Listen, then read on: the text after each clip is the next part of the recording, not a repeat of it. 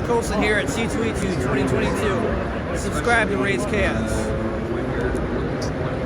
And welcome back, everybody. My name is Raze Chaos. You made it back to my channel, and it is Wednesday. It is Wednesday. This is the most spectacular Wednesday Raze has seen in quite some time, to be honest with you. So, Raze is very excited. One, because he's got a new comic book cover.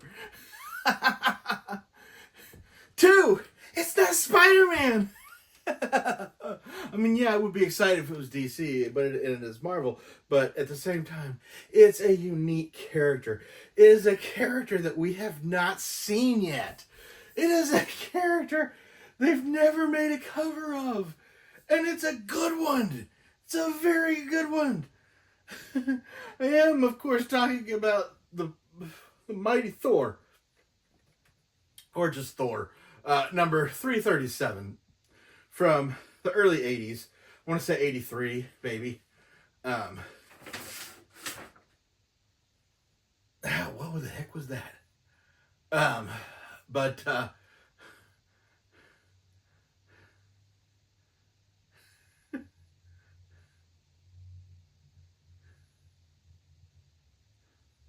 Raze just gets very, very excited with this kind of stuff because, I mean, you've got Beta Ray Bill. Okay, Raze is way too excited. I mean, this is Walt Simonson. I mean, you see Raze getting a little excited here. Raze is getting verklempt. Talk amongst yourselves. Raze loves this one. We're gonna go ahead and put this guy away because he is nothing but in the way right now. And that's enough for Mjolnir. Well said, friend Bill. Uru metal doth know what is good. I shall be proud to use mine hammer ever after. Thou canst give it back now. Any time. Oh, tradesies. Okay, so we've got the mighty Thor, number 337. There's plenty to talk about here. This is such an awesome issue. If you have guessed yet, this is the first appearance of Beta Ray Bill. And if it seems a little confusing, why is this character look so strange? And why is he holding Mjolnir? Okay, yeah, this was basically part of Walt Simonson's epic run on Thor. And I think Raze has like 7 or 8 trades of just that one. He did Thor for a long time. He defined Thor in the comics for a very long time, and so much of what he did is still being used today. And Raze, Walt Simonson did Thor. He basically took what he knew of actual mythology, took what they'd already done in Marvel Comics, and started threading it together to make it like an actual thing instead of, oh, well, the Thor in the comics. What was that?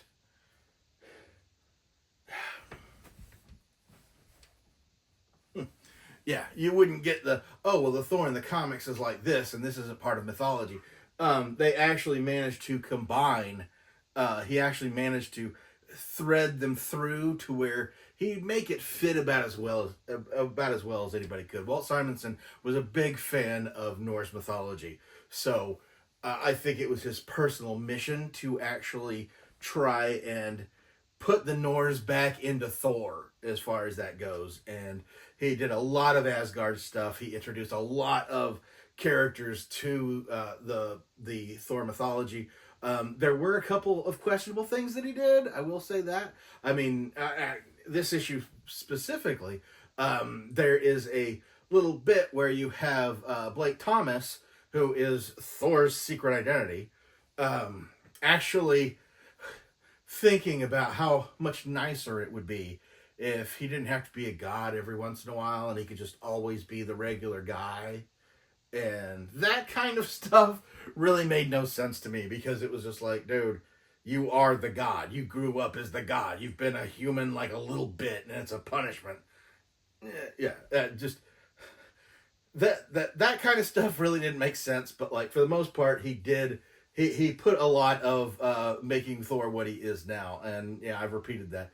Like in this story specifically, Thor is contacted by S.H.I.E.L.D., basically asking him to rally the as many Norse gods as he can get, as many as guardians as he can get, because there is a large spaceship heading right for Earth. And while as they were watching this ship, barreling, millions of light years per second in Earth's direction, when it passes a star, it essentially drains it to continue its. I mean, basically, it saps the energy of a sun, of an entire solar system into it in order to power it. And so they know if it comes close to Earth, it's gonna eat our sun, and the whole solar system's going down. So they need a way to stop this thing. So they send the Asgardians up there, and when they get there, they find there are automatic defenses going on, but the ship does not appear to be manned by any means. And they find this large crystal with this large alien in it. So, upon, figuring it all out, they free the alien from the crystal, who basically tosses Thor around a little bit, and turns out it's his ship, I guess. Not being clear as to where he was even from, but he sees Thor as a demon, so he's fighting Thor, and at one point, like, Mjolnir gets... Thor loses his grip on Mjolnir, and this alien just picks it right up. And that's not supposed to happen. Other creatures are not supposed to be able to pick up Thor's hammer, not do the enchantment on Mjolnir. Only he who is worthy may behold the power of Thor, and that's exactly what this alien just, without even trying, ends up doing. That, after, and of course, this is during a period of time where if Thor is not in contact with with Mjolnir, he actually reverts back to Thomas Blake. I don't even remember Thor's real name. Was it Thomas Blake or Blake Thomas or something like that? Something similar to that. Raze tends to. He knows it when he hears it, but it just doesn't sound right coming out of his mouth. Essentially, it makes Thor revert back to his human form until he gets a hold of Mjolnir again. But that's when the actual conversation starts to happen, where he's talking to this being and realizing that this being, it can't be bad if he's worthy of holding Mjolnir. And I believe Beta Ray Bill even becomes a pseudo replacement. As far as other bits of his lore that have checked out, Odin, when he finds out about this other alien that's able to wield Mjolnir, makes him his own hammer, which is basically just like Mjolnir, but for for Beta Ray Bill, and that one's name is Stormbreaker. I think we've heard that name before. But they get things sorted out to where the ship isn't going to essentially eat the sun, I believe Beta Ray Bill essentially joins the Asgardians for a while. He works with Thor a lot after this. And he's one of Thor's most trusted allies, especially because he's essentially an equal. And I've always loved this character because he was almost so close to Thor. The figure itself is actually Beta Ray Bill holding Mjolnir. He doesn't actually have Stormbreaker. This figure does not actually have Stormbreaker. It is Mjolnir because that's what he is on the cover. And one of the fun things about this issue in particular, I mean, when I say Walt Simonson did this, I've mentioned before that I really feel like, that they do the covers and they don't really give credit to the cover artists. Walt Simonson did the cover. Walt Simonson did the interior artwork. Walt Simonson wrote the story.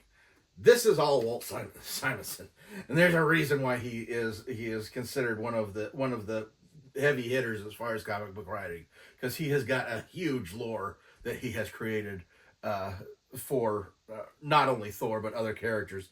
But he did this issue specific. As you could tell, the cover is very, very vibrant, and you've basically got him swinging the hammer down, swinging the Mjolnir through the logo and everything. And one of the fun things about that is that if you actually had issue 338, if you have it or had gotten it, if you were collecting on a regular basis and you got this issue, when you got the next issue, Thor had a new logo because Beta Ray Bill broke the old one.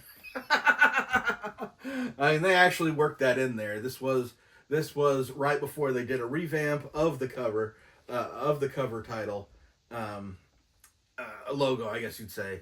And this was their way of saying, oh yeah, everything's going to be different now. We've got a big moose skeleton on the front here. For as weird as he looks, I don't even understand why Beta Ray Bill is so appealing. I really could not say in the slightest.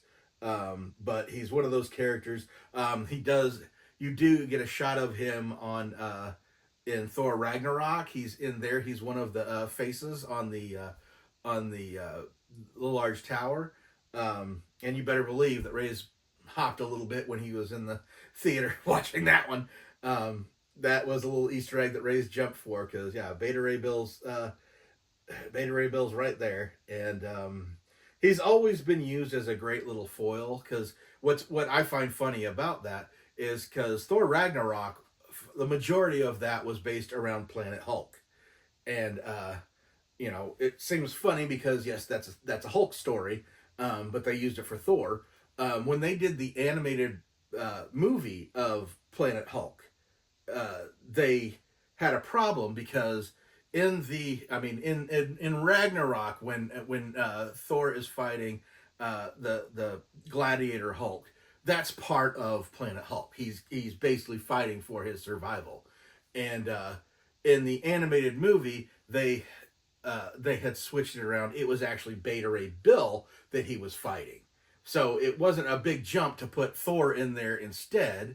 Which I thought it was funny because they changed the changed version to be more like Thor because that made it fit better in the Thor movie. But in the original story, in the original Planet Hulk story arc, if you read the original books and everything, that who Hulk has to fight in this gladiatorial, this final battle type situation, is actually the Silver Surfer.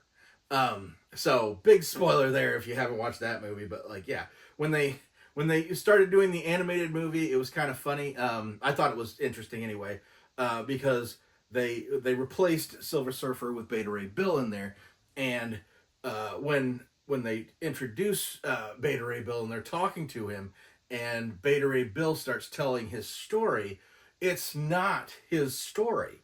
It's actually shot for shot. It's a retelling of the original Tales to Astonish Thor origin issue, first issue of that. It's a retelling of that, all the way down to the monsters inside of it. It's just like, oh my goodness, which is really interesting because we haven't gotten an actual Thor origin story the way it was presented in the comics. But yeah. This just goes to show about how Raze can start on something and veer so far away from it. Because,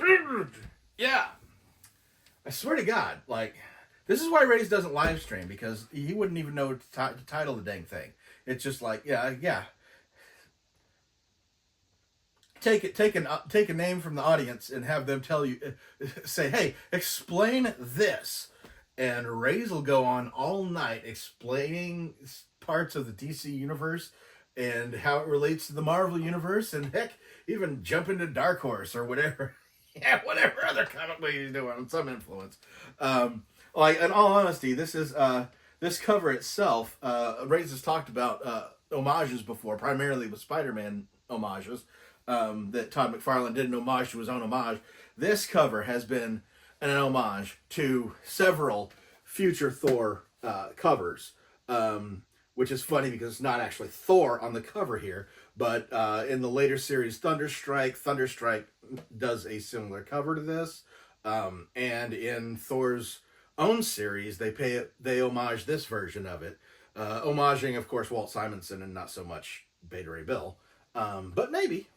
But I think it's really funny when a character a character that is an homage has the actual character pay an homage to him.